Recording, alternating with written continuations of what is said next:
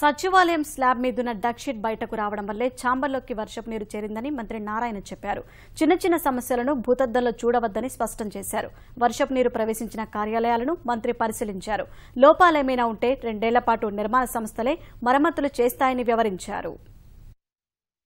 ఈ వర్షం వచ్చిన తర్వాత గోడ నుంచి యాక్చువల్గా జల్లు ఆ వాటర్ లోపలికి రావడం జరిగింది. దానికి కారణం ఎటువంటి స్లాబ్ లీకేజ్లు అవి కాదు. ఎందుకంటే ఇది డక్ స్లాబ్ సిస్టము. ఏదైతే స్లాబ్ వేస్తారో దాని కింద ఒక రేకు షీట్ ఉంటుంది. అది బయట గోడ కట్టారే, ఆ గోడ ఏదైతే బ్రిక్ వాల్ కట్టారో దానికంటే కొద్దిగా ముందుకు ప్రొజెక్షన్ కొన్ని దగ్గర అక్కడక్కడ వచ్చింది.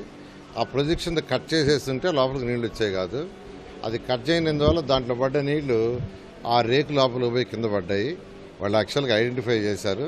కొద్దిగా వర్షం తగ్గితే ఆ రేకుని కట్ చేస్తారు. బయటకు వచ్చిన ప్రొజెక్షన్ రేకుని కట్ చేసినప్పుడు వాటర్ లోపలికి రాదు. ఇది ఎటువంటి లీక్ అంటే స్లాబ్లో లీకేజీలు అది ఇదని దీన్ని హంగామా చేసి రచ్చ ఎవ్వరూ చేయొద్దని రిక్వెస్ట్ చేస్తాం.